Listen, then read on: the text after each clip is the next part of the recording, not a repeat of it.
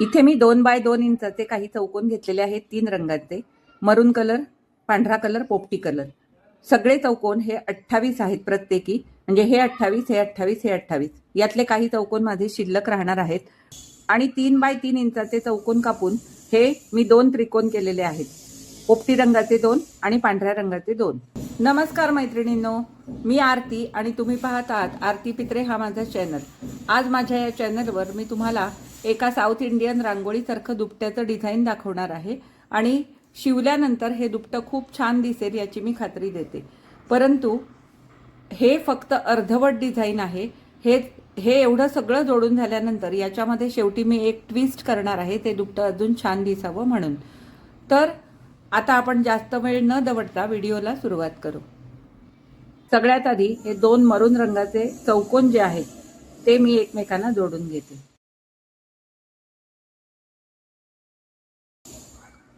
त्यानंतर इथे मी 3 पुढे पांढरे चौकोन एकमेकांना जोडणार आहे.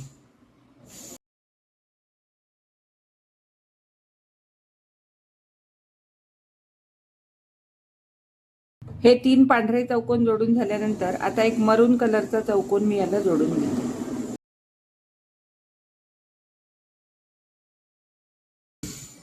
त्यानंतर पुन्हा 2 पांढरे चौकोन मी याला जोडून घेते.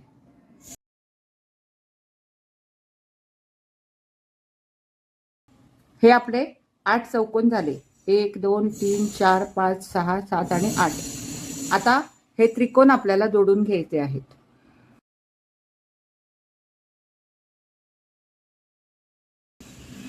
आता या दुपट्याच्या डिझाईनच्या बाबतीत हे 2च त्रिकोण आहेत, त्यामुळे इस्त्री करत बसायला नको म्हणून मी याच्यावरनं दाबटीप मारून घेणार आणि याच्या आकारात ते कापून घेणार आहे.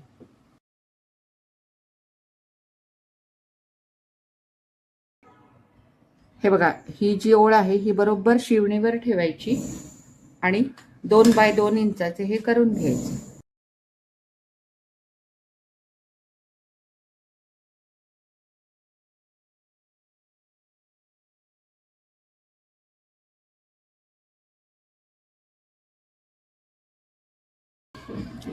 आता यातला एक जो चौकोन आहे, जो त्रिकोणांपासून बनलेला आहे, तो मी इथे असा जोडून घेणार आहे. हे बघा, ही झाली आपली पहिली ओळ. 1 2 3 4 5 6 7 8 9, म्हणजे 9 चौकोन झाले. अशा आपल्याला आता 9 ओळी करायच्या आहेत, परंतु त्यात सगळे चौकोन जोडायचे आहेत. फक्त 9व्या ओळीत पुन्हा हा आपला चौकोन येईल. बाकी सगळे नॉर्मल चौकोनच जोडायचे आहेत, परंतु ते वेगवेगळ्या प्रकारे जोडायचे आहेत. ते माझे मी जोडून घेते. प्रत्येक ओळ झाल्यानंतर मी तुम्हाला डिस्प्ले करते. हे बघा, ही झाली आपली दुसरी ओळ. 2 मरून, 1 पांढरा, 1 मरून, 1 पांढरा, 1 मरून, 1 पांढरा, 1 मरून, 1 पोपटी. आता मी तिसरी ओळ करायला घेते. हे बघा, ही झाली आपली तिसरी ओळ. आता मी चौथी ओळ करायला घेते. हे बघा, ही झाली आपली चौथी ओळ. 1 पोपटी, नंतर मरून, पांढरा, मरून, पांढरा, मरून, पांढरा आणि 2 मरून. ही बघा, ही झाली आपली 5वी ओळ. आता मी 6वी ओळ करायला घेते. हे बघा, ही झाली आपली 6वी ओळ. आता मी 7वी ओळ करून घेते. ही झाली आपली 7वी ओळ. आता मी 8वी ओळ करून घेते. मग आपल्याला सगळ्यात शेवटची 9वी ओळ करायची आहे. हे बघा, ही झाली 8वी ओळ. आता मी शेवटची म्हणजे 9वी ओळ करणार आहे, ती मी तुम्हाला शेअर करते.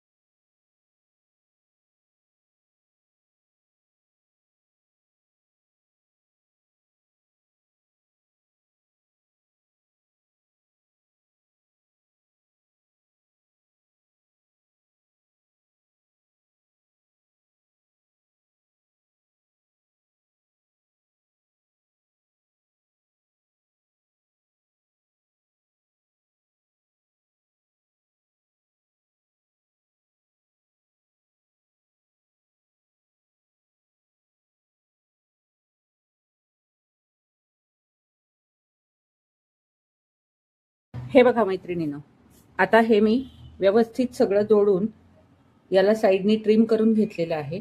आता हे बघितल्यानंतर तुम्हाला असं वाटेल की काय हे नुसते चौकोन तर जोडले, पण इथे तुम्ही बघू शकता, हे बघा, हे ते डिझाईन आहे. म्हणजे याला तुम्ही एकतर सापाचं दुपटं म्हणू शकता किंवा साऊथ इंडियन रांगोळी म्हणू शकता. परंतु हे असं बघितल्यानंतर याचा जो लुक आहे तो क्लिअर येत नाही. म्हणून मी तुम्हाला सांगितलं की व्हिडिओच्या शेवटी मी तुम्हाला याच्यात ट्विस्ट दाखवणार आहे. तर हे बघा, आता याला चारी बाजूनी हे त्रिकोण जोडणार आहे मी, आणि हे जोडल्यानंतर मग याचा जो फायनल लुक आहे तो काय आहे तो तुम्ही मला कमेंटमध्ये नक्की कळवा. तर हे बघा, आता हे जोडते आणि जोडून झाल्यानंतर मग तुम्हाला पुन्हा एकदा याचा मी फायनल लुक दाखवते. आता इथे मशीनला मी वरती मरून कलरचा दोरा लावलेला आहे. त्या दोऱ्याने मी याला दाबटीप देणार आहे. तर आधी मी काय करणार, याचा मध्य काढून घ्यायचा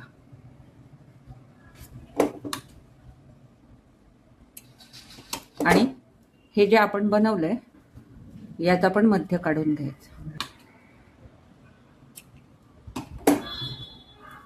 आणि हा मध्य ह्याच्यावर ठेवून हे याला जोडून घ्यायचं.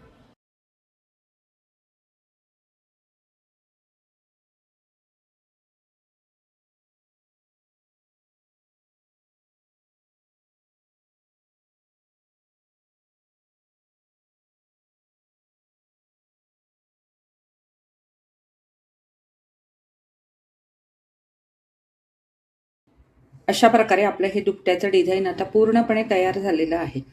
आणि साऊथ इंडियन रांगोळी जशी घालतात तशा पद्धतीने वळवून वळवून हे चौकोन लावलेत असं वाटतंय की नाही हे मला कमेंटमध्ये अवश्य सांगा.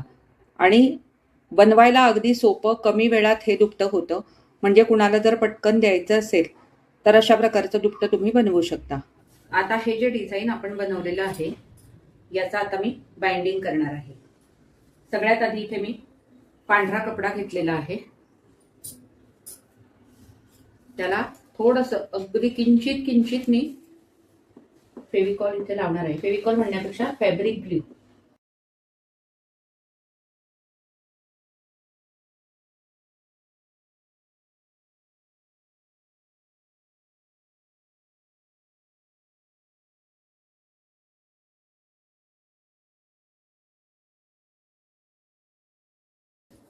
आता हे असं जरी मी चिकटवलेलं असलं तरी याला साईडने मी थोड्याशा टाचण्या लावून घेणार आहे. कारण काय होतं, काही वेळेला जर ते सुकलं फेविक्रिल तर मग हे जे आपण काय केलेलं आहे त्याचा काही उपयोग होत नाही. त्यामुळे इथे साईडने मी थोड्याशा आधी टाचण्या लावून घेणार आणि मग हे मी बाजूनी सगळं व्यवस्थित कट करून घेऊन याला मी बाइंडिंग करणार आहे.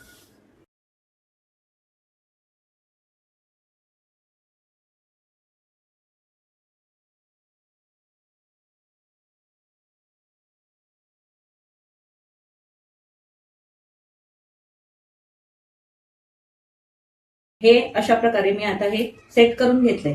परंतु या दुपट्याच्या बाबतीत मी इथे अगदी कडेने आता पुन्हा अशा टिपा मारून घेणार. याचं कारण असं की तुम्ही बघितलं असेल मध्ये हे जे मी गुलाबी रंगाचं अस्तर टाकलेलं आहे हे अस्तर हे थोडंसं कमी आहे दोन्ही बाजूने. मला ते माहिती होतं ते कमी आहे, परंतु माझ्याकडे आत्ता टाकायला दुसरं अस्तर नव्हतं आणि मला हे 4 लेयरचं बनवायचं होतं. हे बघा, हे कमी आहे, बऱ्यापैकी कमी आहे.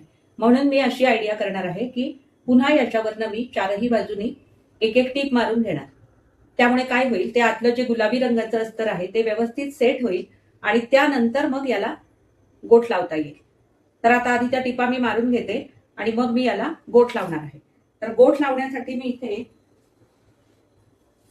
हे बघा, हे पोपटी रंगाच्या या पट्ट्या काढून घेतलेल्या आहेत 2.5 इंचाच्या. या पट्ट्यांचा वापर करून मी गोठ लावणार आहे. हे बघा, इथे मी बरोबर ह्या कोपऱ्यावर वरती मरून कलरचा दोरा लावला आणि खाली पांढऱ्या कलरचा दोरा लावून हे मी इथे एक टीप मारून घेतली. कारण आज जे गुलाबी रंगाचं अस्तर मी वापरलेलं आहे ते कमी असल्यामुळे म्हणजे ते स्टिफ राहील आपलं. आता मी याला बाइंडिंग करून घेते आणि याचा फायनल लुक मी सगळ्यात शेवटी तुम्हाला दाखवते. दुपट्याला बाइंडिंग कसं करायचं हे जर तुम्हाला समजायला हवं असेल तर तुम्ही माझा हा व्हिडिओ माझ्या चॅनलवर जाऊन बघू शकता.